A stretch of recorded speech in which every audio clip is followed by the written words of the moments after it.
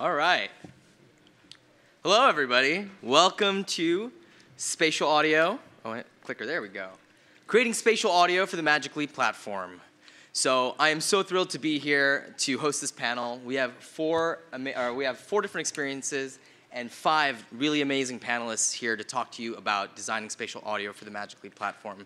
My name is Kedar Shashidar, and I'm going to be moderating, and we're going to be hearing about all their experiences. So the experiences that we're going to be showcasing today are Create, which is our sandbox experience, which encourages exploration and is a playful introduction to the Magic.Ly platform and spatial computing as a whole. We've got Tónandi, which is a musical experience that was developed in collaboration with the Icelandic band Sigur. I'm sure you guys are very, very familiar with this by this point. These demos are everywhere, but here we are anyway. We've got Dr. G represented here in this panel, which is our first-person shooter where you can protect the Earth from the impending robot invasion in your living room. And then, of course, we have the sounds of LumenOS, which is our very own operating system, which has its own set of magical spatial UI sounds. If you haven't had a chance to listen to them yet, those are pretty amazing as well. And without further ado, I will have our wonderful panelists introduce themselves for you. So please tell the audience your name and a bit about your background and which project you worked on for the Magic.Ly platform. Yeah, I'm Paul Corley. I was a music director on Tónandi, and I've been working with Sigur for the past few years as both their music director for the tour, as well as in the studio on new music. And I also work as a producer for other bands and on films and TV and video games, just whatever comes up. My name is Steve Manjot. I was creative and tech lead on Tónandi. I have a background in computer vision along with music, and when I first joined Magic.Ly, I was on the first head tracking team and then decided to switch to music full-time. Hi, I'm Stephanie Engelbrecht. I'm from Weta Workshop in New Zealand, and I was an audio designer and the music supervisor on Dr. Grorbort's Invaders. Before that, I made a lot of electroacoustic music, and I like to play drums. I'm Dave Shumway. I've been working at Magic.Ly since 2014, and most recently as the audio lead on Project Create. And prior to Magic.Ly, I spent most of my time in recording studios and working with independent developers. Hi, I'm Anastasia Devana. I'm the audio director at Magic.Ly.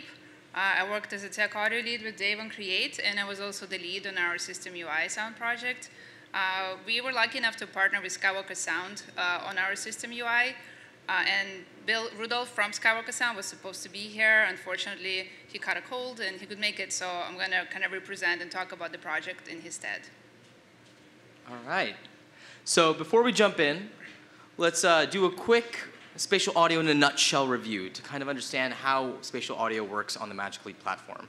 So the first thing to understand is that it's a completely software-based solution, and the way it works is inside of your 3D engine, we can tag our game objects as spatial sound emitters, and from there, the algorithm will then be applied, and it will then spatialize the sound using HRTFs, or head-related transfer functions, which will essentially approximate the way we can localize sound in real life. And then from there, it all gets mixed down into stereo, left and right, and then output from our device speakers, which are embedded inside of the device itself. So that's a really, really fast 1-minute version of how spatial audio generally works on our platform. And the platform is open. You can actually use any spatializer on our platform that you would like. However, we do recommend using the Soundfields API, which also has a Unity plugin and an Unreal plugin, which will allow you to use computationally efficient spatial audio on our platform that's highly optimized for the platform itself. So without further ado, by the way, you can learn more about that in the Creator Portal and access it there. Now, let's jump right into the questions. So, you all have a variety of experiences working in other mediums. What would you say is the biggest difference between creating audio for spatial computing and anything you've done before? Anybody can take this one. Yeah, I kind of come from more of a traditional background in making music and working in studios. So every aspect was quite different.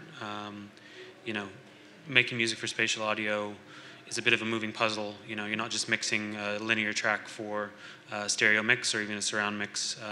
You have to deal with the way it's being spatialized and the fact that the user can be anywhere in the scene, as well as all the assets can be moving around the scene. So it's a bit like herding cats trying to mix it. And then also we were working with nonlinear music as well. So where someone might spend 10 minutes or an hour in any given scene, the music has to still work. So there's a lot of challenges, but a lot of really interesting opportunities came from doing it. Yeah, definitely. So, we wanted to make the Tónandi sound authentic to the band. So that meant we had to use their samples. And so how do you make something where someone could sit in the space for 1 minute versus 20 minutes, but still using their sounds? So it took a lot of work to figure out how to, mix together different sounds, but it never sounds like it's looping. Yonzu said in the beginning, if I hear a loop, it's going to ruin the experience. So I think that was a big challenge, like making something nonlinear. Yeah, I found a lot of the ideas you have about things that will work or won't work could be completely the other way around with spatial audio, and you have to get it on device, and it's almost more about what you feel and what you hear. Yeah, it's the first time interacting with objects like this in your own space. And in every medium, sound is, it's what really breathes the life into these things. But it's even more rewarding in this medium because you can interact with it, with such precision. Yeah, so there's a lot of surprises along the way, a lot of new things to learn, but it's really exciting.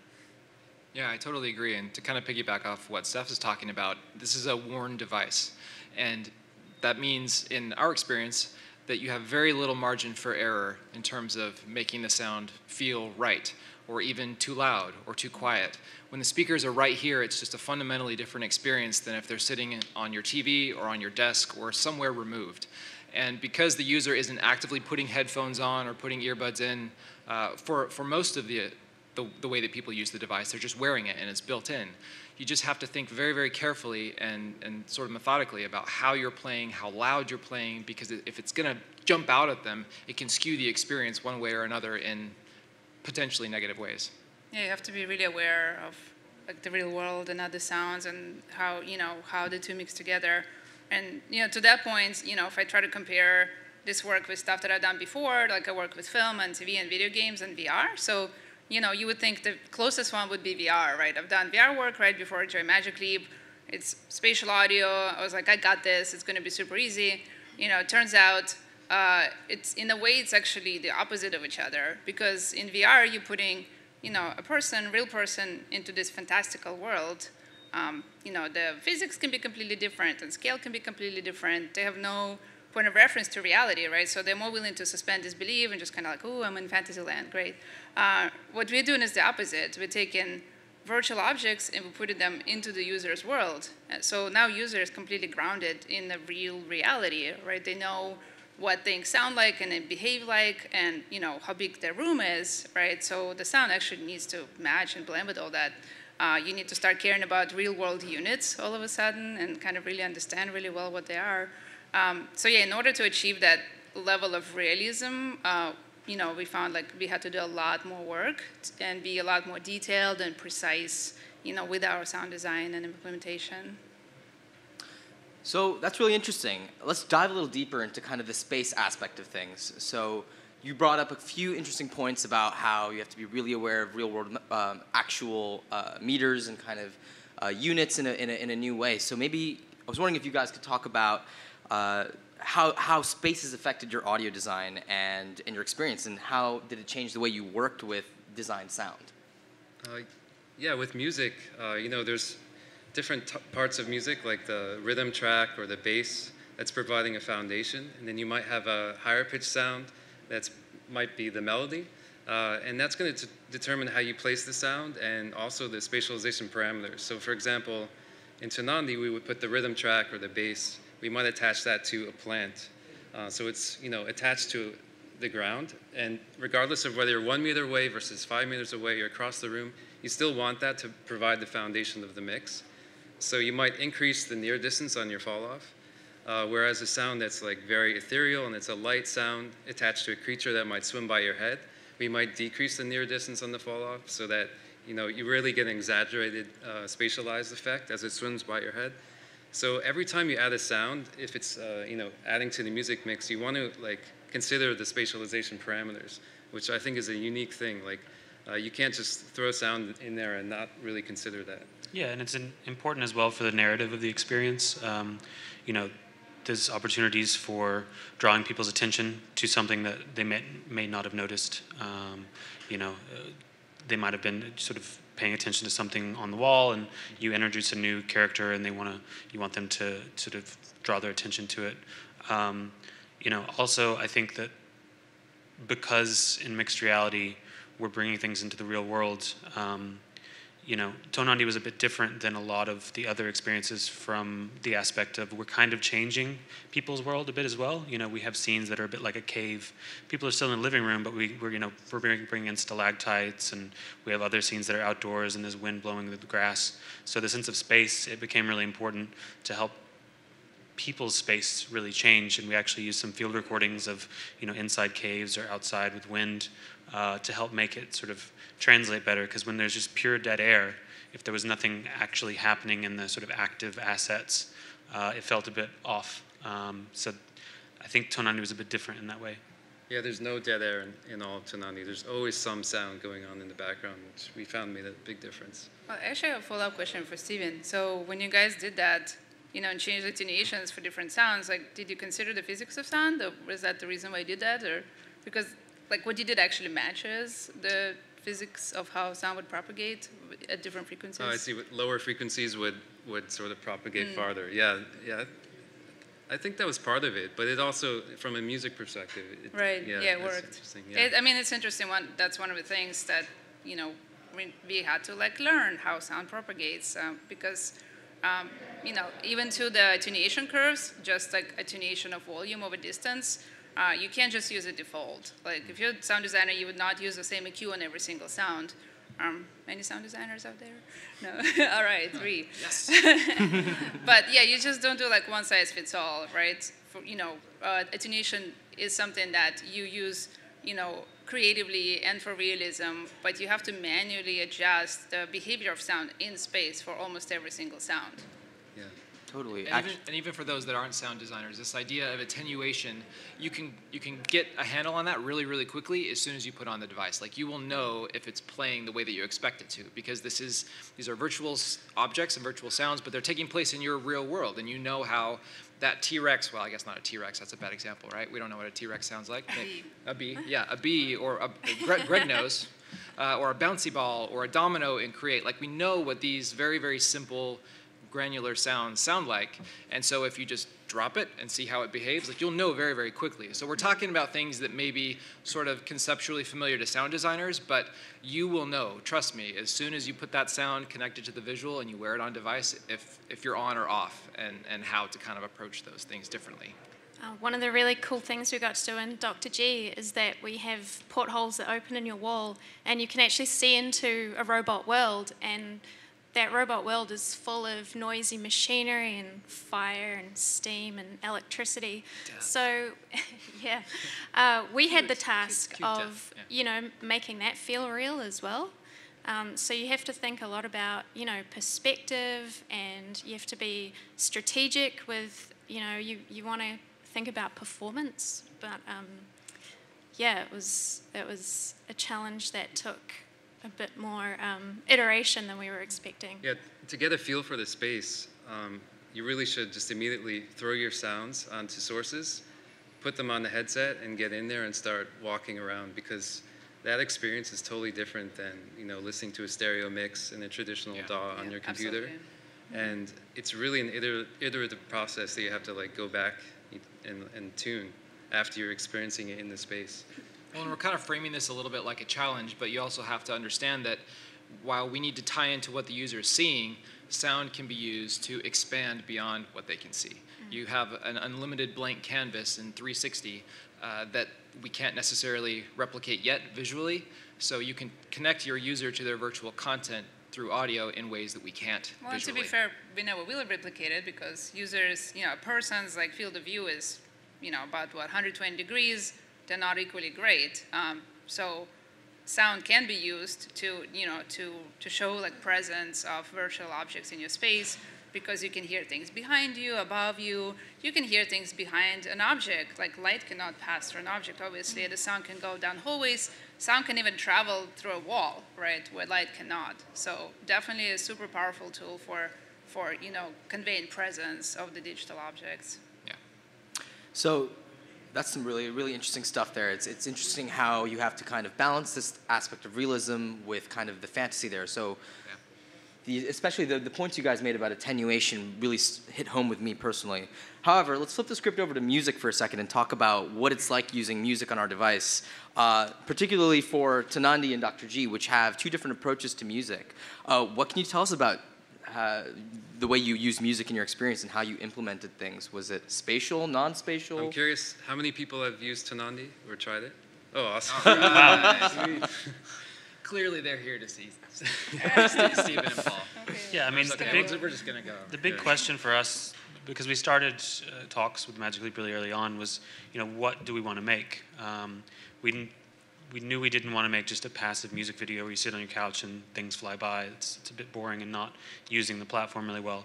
And we knew we didn't want to make just kind of a musical toy where you go up and play it like a xylophone and then you're kind of done.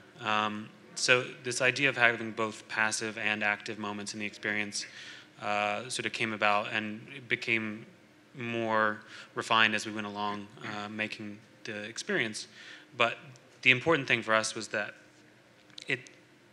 it sounded like Sigur's. It sounded like their music. It was emotive, and fans or people who aren't fans would feel that kind of feeling like they're listening to a record, but maybe they have a bit more agency within it, and they can be surprised by it. They can be more passive in it and interact with it some. Yeah, it's kind of like stepping into a world that they've designed. So there could be a creature that you can interact with and follow, chase. So it makes it more about exploration and discovery.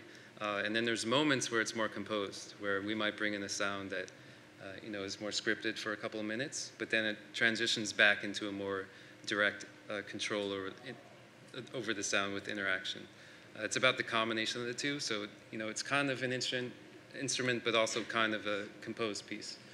Yeah, and we wanted it to be about stimulating senses, and I think that's one of the things Magic Leap is really great at. It's very human, and it's about listening and exploring and sort of finding secrets within it. And I think that as we went along, the process sort of unfolded in ways we didn't expect. And I think one of the exciting things about audio on Magic Leap is this idea of creating music in and for spatial audio from the get-go, not just sort of taking someone's song and upmixing it, essentially. And there were studio tools we used that we found a way to use in engine and be creative with them in spatial audio, not just kind of take sounds and adapt them to spatial audio. With Dr. G, the idea originally was to have all of the musical sound, everything would be spatialized and coming from this machinery in the robot planet. But I think that it was kind of a bit too spooky for the IP. So we got a really great composer on board, Rian Shen, and he wrote a bunch of music which was more traditional. It's triumphant and pompous. It's got a lot of horns and percussion and all that great Dr. Grordbort stuff. And so we took that music and we split it out and had it come from these point sources.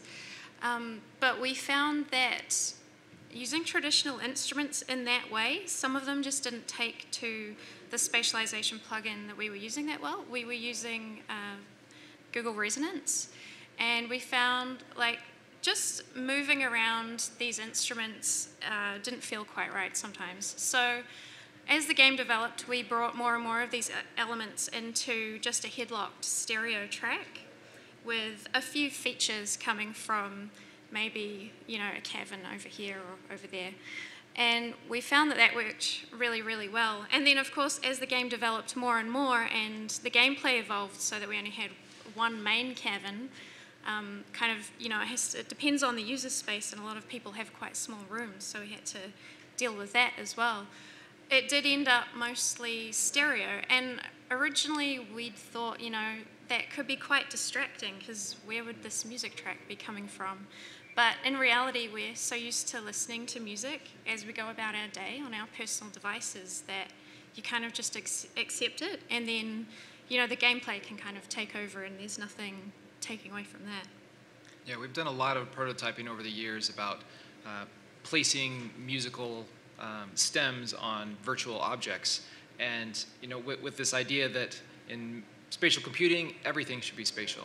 And I think in some cases that can be true, but in some cases maybe not as true, because again, it's this worn device, it's personal, and we expect to hear a trombone or a snare drum sound a certain way. Like, we're really, really good at knowing what that sounds like. And as soon as it sounds incorrect in any way, even if it's spatially positioned correctly, I don't know, it just kind of, it has the potential to distract from whatever interaction you're trying to get across. It doesn't mean that you can't ever do that, but it can just be I don't know, a point of caution perhaps, or rather, it's not something that you need to just switch your mind to say everything should be spatial all the time.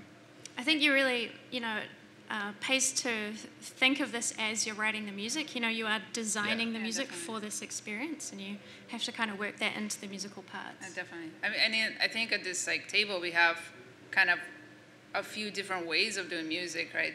Tónandi is fully spatialized, like fully interactive.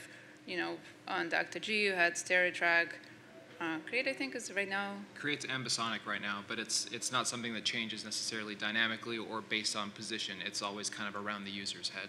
Right, and we have some music in Magic Leap World that's kind of semi-spatialized, and it works really, really well. Yeah. So it's, you know, it's sound sources, stems positioned in space, but they're kind of like rubber banded to the user's head. So you kind of get the best of both worlds. You get kind of the composer's, you know, original mix, plus you get to experience like, oh, it's spatial audio is more opened up and stuff like that. Yeah, there's definitely not like a one-size-fits-all. Yep. And Tónandi is a specific case in that, you know, everything in the experience is music, and we're using mostly very non-traditional sounds. So kind of adapting them a bit for how the spatializer would work with them was easier than just having a violin need to sound like a violin and just deal with that. One of the things that we did in Create to try and split this gap is that the music is largely headlocked, but we have some of the elements like sound blocks or even the UI menu itself that are tonal, and they're following the chord progressions of the background music, and those are spatialized. So while there's this sort of ambient bed of music that never leaves the user's position, things like, you know, a cat meow that's tuned to the background music, or a car horn, or the UI itself. People play the UI kind of like an instrument, and that is spatialized. So it's this way to kind of connect what is a more traditional implementation of music that feels good with some interesting musical interactions in the world.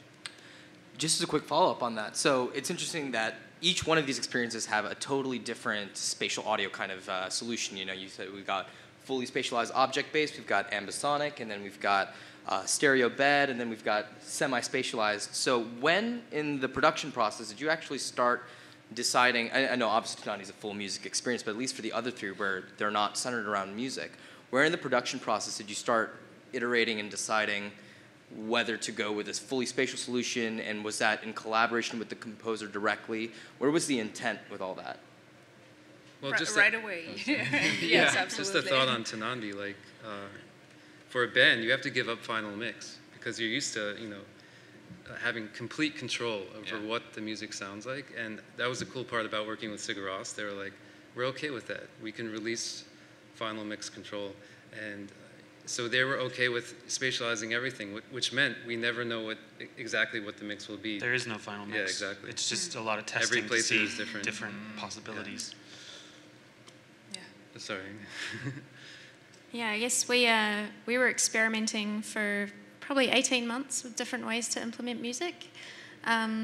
We had it set up in Fmod. It was quite flexible, and we could just change from, you know, however many spatialized stems we wanted to bringing them back into stereo. Yeah, and we could play around using Live Update to do it in real time. Yeah, so there was a lot of iteration over quite a long time. Yeah, lots and lots of experimentation, which, you know, it's not necessarily traditional for music to be involved maybe as early as it was on these projects. It's fairly traditional for, if it's a game or a film, for music to come in late in the process and kind of conform to the visuals. But I don't think we would have ended up where we did if that had been the case. Cool. So now let's switch it over to sound design a little bit. We've talked a bit about music. So how did you all approach sound design in your experiences? What were some of the lessons you might have learned along the way that doing sound design for spatial computing as a platform? Well, Anybody can take this one. Yeah, a big part of it is tying the visual to the sound, and Tónandi's, that's a core part of Tónandi. Because at the end of the day, we're creating an illusion that something exists in space. And when the visual really matches the sound, it's much more effective. And like a good example is in the beginning of Tónandi, there's like an electricity that you can touch. And all that is the direct representation of the waveform. We're just plotting that in 3D space. Once we had that, we thought, okay, what would it be like if you can touch it? And so we warped it so that the particles attract your finger. And so then we need to make that sound, attach sound to that visual. It was simple. We just threw that back into the audio buffer and listened to it, and it sounded like electricity. So that was like a lucky moment, I guess. And it kind of set the bar for the rest of the experience in terms of what we wanted to achieve. So, I think, like you were saying, like adding sound early on in the experience is really important because sound is really 50% of driving that illusion. Well, the cool thing about that is because the visual and the sound were actually exactly 100% one-to-one match, quite a lot of people actually experience like physical sensation when that thing, touches their finger. Yeah, like some people experience heat on their fingertips, and yell and jump back. Yeah. Brains are weird. Hacking the brain, that's our job up here. Yeah, in Create, we're not only kind of trying to tie into the visual position of an object, but it's a physics sandbox. So if something is moving faster or being dropped harder or being interacted with differently, it has to reflect that. And what that meant for most of the sounds in Create is that they're very simple and they're very basic. Most of the time spent in traditional sound design is more in the vein of implementation. So making sure that we're controlling and tying into the parameters of the user's inputs to make sure that when two blocks are connected together in Create and dropped, it sounds heavier than one by itself. Or if something is being thrown further or faster, that sound changes. And so there's a lot of procedural EQ and filtering and pitching and stuff that's happening at runtime as opposed to being done in a DAW, which you traditionally do in a game or a film. And that goes back to like what I said originally, is that the user is in their reality and they have certain expectations of what things are going to sound like, right? If they have a single block or they snap 8 blocks together, it's obviously going to have a different sound. Or if it hits something harder. So yeah, definitely like a lot went into that tech to make it meet those expectations of what things should sound like. Yeah, obviously the sound should be interesting by itself, but then what happens when that object is connected with 3 others, and let's make sure we know the mass, let's make sure we know the velocity, let's make sure we know the elevation, the material type. All of those things were so much more important than poring over a single sound source that could just be generated randomly. And then there's the fact that you never quite know what it's going to land on. Yeah. Not yet. Or how big the space will be. Right. Yeah, not yet. So, yeah, that's another interesting thing that you kind of need to think about when you're crafting your sounds as well. So really quick, show of hands from the audience. How many of you all are sound designers or music professionals in any kind of capacities? Okay. There's a few of you out there, right? And then the rest of you are all developers and other. Raise your hand if you're a programmer, and then an artist. So really quick, I would like to hear about maybe that collaboration process that you guys had with some of the other disciplines throughout this process. There was a lot of mentioning of kind of procedural inputs and a lot of parameter data from the game. So this obviously isn't an audio-only job. So what was that collaboration process like with these other disciplines? Yeah, well, I think for Create and for us at Magic Leap, we came in kind of as generalists. And I think what that means is that we know the right questions to ask to then go to the programmers and go to the artists and say, hey, we need this information. In order for this sound to sound great, we need to know this and this and this. And there are different questions that you don't necessarily ask in other mediums. So yeah, it's a lot of fact-finding, it's a lot of question asking and kind of relationship building to make sure that you can get access to that data. I think in the early days of a medium, you find yourself wearing a lot of hats, touching a lot of different aspects. Yeah. And all of these experiences are lucky to be, a part of Magic Leap from, near the very beginning. So as the company grew, we were interacting with many departments, across the company. I think one of my favorite things in Dr. G, and it would have been possible if sound and music hadn't been involved from so early on, but the cabins all have this machinery in them, and Steve, the artist down here, he thought that they should, personify, their different parts of a body. So we were able to do things like, one of the cabins is representing the lungs. So there are bellows in that cabin, and we have another one which has, some stampers, and they're the heart, and we were able to, like the heartbeat, we got it in time with the music, and it all came together really nicely, and it's one of my favorite things in the game, I think. Yeah, it's like your job isn't to design cool sounds, it's to meet the user's expectations, and maybe that's the artist's expectations in that case. Cool. So going a little bit deeper down this train, obviously we just had an amazing talk just this last session on the inputs on the Magic Leap platform. So specifically in regards to spatial audio, how did some of your experiences utilize some of these diverse array of inputs, whether it's the control, gestures, whatever it may be? How is that utilized in some of your experiences? Tónandi uses gesture. A lot of the times it's just tracking the position of your hand, but we experimented with a lot of things, even pose. So we did one where you would change between a closed fist versus open palm, and you can make your hand sing that way. You could trigger sounds just by doing this, and different sounds on each hand. That was cool. But aside from hand tracking, there's lots of things. There's eye tracking, and the fact that the device knows whether or not your eyes are open or closed, and then you can drive effects based upon that. It's pretty cool for music, I think. Yeah. There's also an ambient microphone on there. So, there's a lot of inputs that you can really start modifying music with. Yeah, I think that it was really important that what inputs we use, it was intuitive. We want, your children as well as your grandparents to be able to use this thing and sort of get it. And I think it being a sort of early experience on a new device and a new platform, that was also really important because you want the learning curve to be gentle on people as they're getting used to this.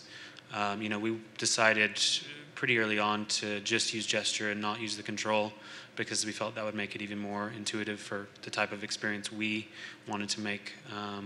But yeah, there are moments in there where I think the awareness of the device and the inputs create something really unique. People going up to a creature and having it turn to meet their eyes is always really special for people. And I think that there's a lot of opportunities in music and everything else that these inputs can contribute to creating really unique experiences that haven't been possible yet. Yeah, even the head tracking, like you can use it to change the volume and like the attenuation fall off. But there's a moment in Tónandi where there's sort of particles that appear like water, and it rises above your head. And so we use that information to drive an effect on the overall mix, and it sounds like you're going underwater. So I think using head tracking too as an input parameter, to do an array of things is really interesting. I mean, definitely head tracking seems like the most basic thing, but kind of estimated.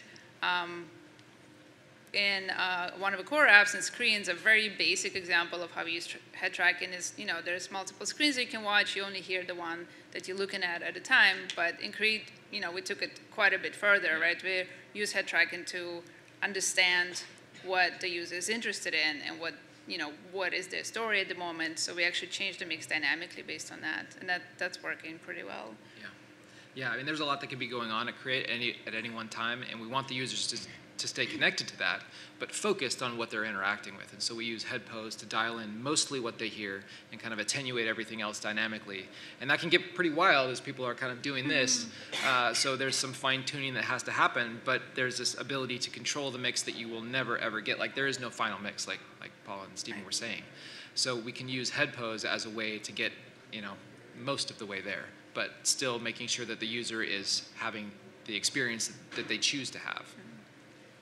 So Dr. G is obviously about ray guns, and so most of it is just shooting with a trigger, but we We also have a shield, which is hand activated, and it's been so much fun watching people play the demo, because as soon as they realize that they can control it with their free hand, it feels like you've got a superpower. Yeah. And Definitely. so it doesn't have to be super complicated. It could be something that's actually quite simple, but it just adds so much to the experience. Well, and one thing I remember back in some earlier prototypes of Create, we had a similar, like a force gesture where you'd open your palm like this and everything would just go flying across the room. And it was cool for people until we tied a sound to it, and then it was amazing. Like everyone used it all the time. Obviously. So the gesture itself was compelling, but you put the right sound on it and you felt like, some Marvel action superhero. Yeah. It's almost like the effect just multiplies, right? Yeah, it was this crazy multiplier. Yeah. So I have one. Sorry, there's also world reconstruction, and you can imagine adapting the sound to your space. So that's another really unique input parameter, and yeah. Totally. So I have one last question for you all that we'll dive into, which is, what's one piece of advice that you would like to give to developers and creators in this room in terms of crafting their audio for the Magic Leap experience? Maybe a big lesson that you've learned. I'll start because it just came up. Basically, don't underestimate the power that the audio can have. I think audio is a powerful tool in every medium, but what we found is that in this particular medium, because it is in your space, you interacting with it, it actually seems to be more powerful, right? It's one of those cases where the whole is greater than the sum of its parts. Yeah. We will have these silent experiences, and then we'll add audio to it, and people just, like you said, it just blows their mind, right? So definitely, do audio, first of all, please. Please, no silent experiences. Yes, and, start early. As you heard probably from a lot of this, there's a lot of design thinking and experimentation because it's a new medium. So yeah, audio is cool. Did you go down the line? Yes, it's hard not to repeat ourselves on this because you all are having the benefit of having the Magic Leap 1 Creator Edition now that you can develop for now. And for so many years, we've wondered and dreamed what that would look like. And the decisions that we would make now are maybe a little bit different than the ones that we made. And so we just can't encourage you enough to start, like Stephen was saying earlier, just throw any sound onto the virtual object and just start living with it. And the more people that you can expose it to, the better. The more situations, like environments, rooms you can play in, the better. And make sure that you're always keeping track of the user's space. It's a worn device. It's a personal device. It should not inhibit, unless it's by design, their ability to stay present in their space and maybe even communicate with the people in their room. I know for Create, one of the things that we would do a lot is make sure that we were doing play tests and having conversations at the same time. We wanted to make sure that while it's a worn device, while it's an immersive experience, you're never disconnected from what's around you, at least in the context of Create. And that was really important in order for Create to be this kind of intuitive first introduction to mixed reality, to make them feel like they were connected to their environment. Yeah, I guess just don't limit yourself. If you're having a crazy idea, just go ahead and try it. And, it might work, it might not. You might find something amazing. Yeah, and if any of you are developers who are wanting to work with sound designers who are contractors and who are off-site, just make sure that they have time to come in and really bond with the device, because it is just such a different experience, and you will need to iterate many times, and you'll have a great product for it. Well, so real quick, who are the sound designers in the room again? I think they're over in this corner. Yeah, so look around. These are the people you want to meet. Yes, If you find want each other after awesome audio. Yeah. I hear we have a networking event coming up at the end. Meet by the astronaut at 6:30. We've talked about it, but I would say the awareness is what's really exciting for me with this device. The idea that, it's aware of where you are, how you're moving, whether or not you're lying down or, walking around the room.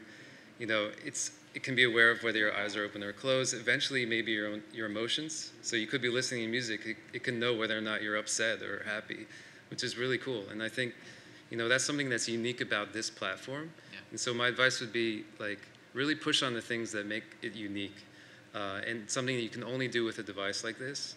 And it's difficult to do that, but I think once you go in that direction, you're going to find stuff that's more rewarding.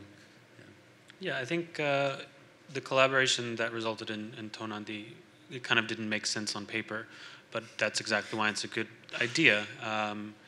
So I would encourage everyone to collaborate with artists from all sorts of mediums, musicians, bands, visual artists, and branch out, because this device and this new medium should be a means of expression for all artists, not just developers. And also, just try things that don't make sense and get weird on the platform. I think now's the time. Definitely. It's a great note to end on. Get weird. Yeah. Now I'd like to open it up to the audience. Any Q&A, any questions? How much time do we have? Hi. So this is part of a larger question about sort of persistent, sort of intelligent meshes, but I'm wondering if there's if there are any plans to be able to define your space in terms of what it's composed of to define acoustics. So like if you have a carpet and a wall or a brick wall or this or that, so that each individual experience can be tailored to your own space.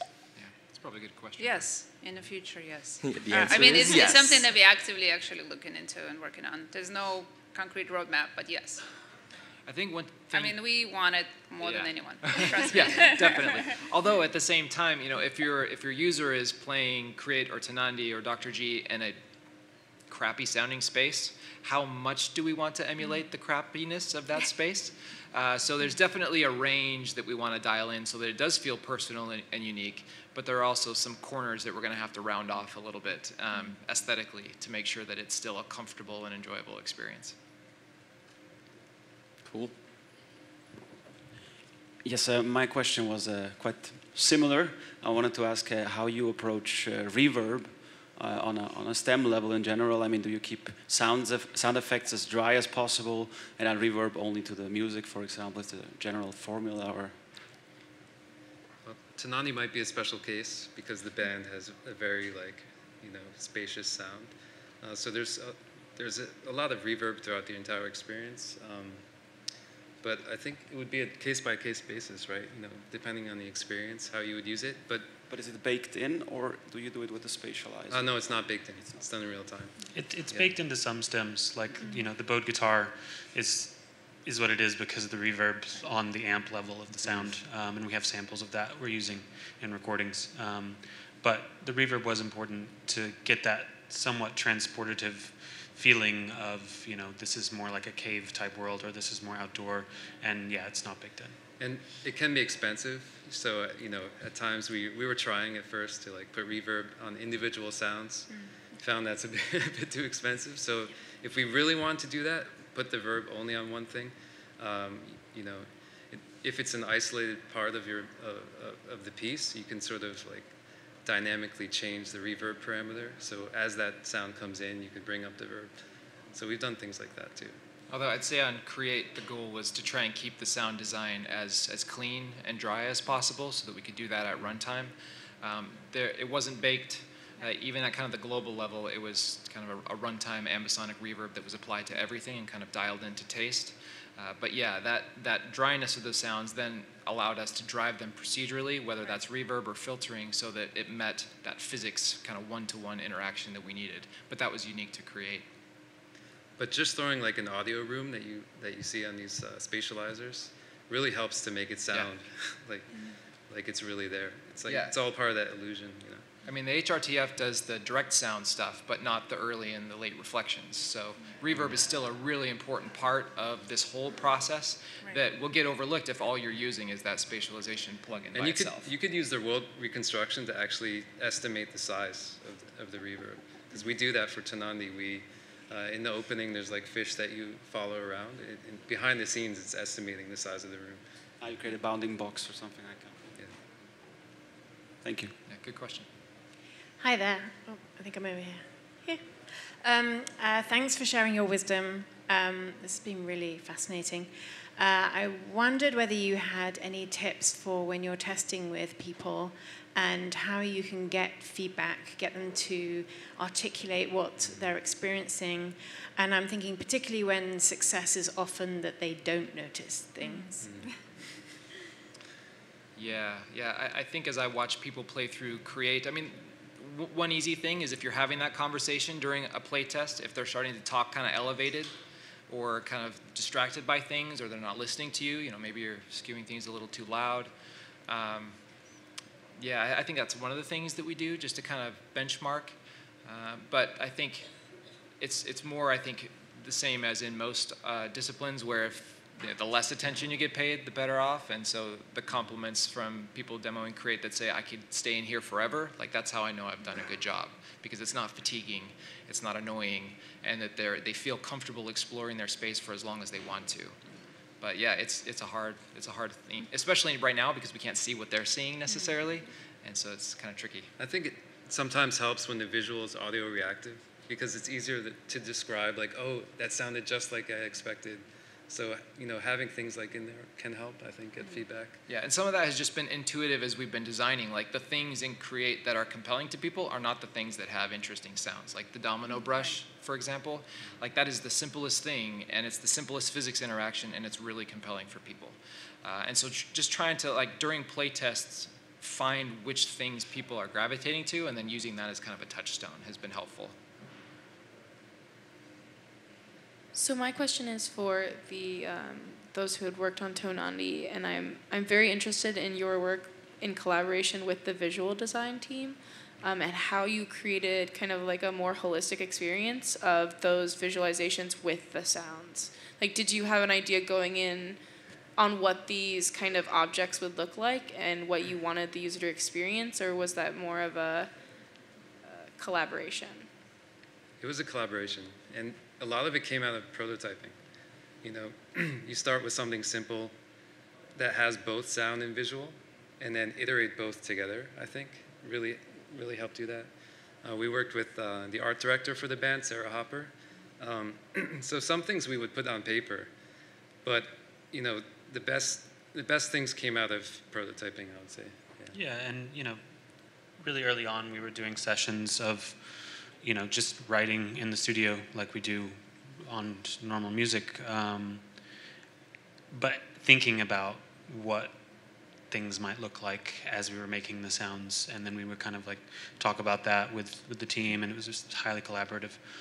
But also, we'd think about the way something might look being tied to a sound, and that would get refined, and then something unexpected will happen with the visual, and that will inform how to develop the sound further. So I think that having that time and being able to collaborate, that was really important, or else you might end up with something that doesn't feel like it matches so well. All right, one last question. Hi there. Do you have any insights about how to best have characters talk to each other and interact with each other in the script or narration? Do you have any thoughts about how to best put that across? Like when characters interact with each other, is there a way to kind of design the sound so that if you get closer to them, it's an interesting thing that's happening in the space? We actually found that it was having a life-size character and having a voice. You're so used to how that feels in the real world that you can really quickly tell when it's not quite right. So that's an area where it's really good to have these tools that Magic Leap have been developing. For sound. Do you guys want to talk about that? Did you kind of do a traditional voice acting kind of studio session with those actors? Yeah, we did. That was with Reese Darby and Stephen Fry. It was a really fun time. But in terms of implementation, you do need to spend a lot of time on iteration again with volume roll-off and EQ roll-off and things to get it feeling natural. I think for dialogue too, you could use it to expand the FOV. So you could have someone, out of the frame say, hey, over here. And I think, using those moments with a conversation, I think sound is really important. Is narration a little bit different if it's kind of a person who's directing the user to? I mean, yeah, I can speak to narration a little bit. In a system, in our operating system, there is the onboarding experience where there's a narrator walking you through the fitting guide. So I think in that case, I mean, yes, we recorded obviously a professional actor for that. The sound is not, let me try to remember. It is positioned at whether user's head is placed. So it's not placed anywhere in the world, but it is also, I think, set to be specialized. So it gets a little bit of that kind of reverb. So it's not super dry inside your head. So it still feels like it's in the space. And that seemed what worked best in that case. Totally. I'm actually curious. What's I have a question. Yes. What's the effect on Gimbal, on his voice? It's quite a lot of effect.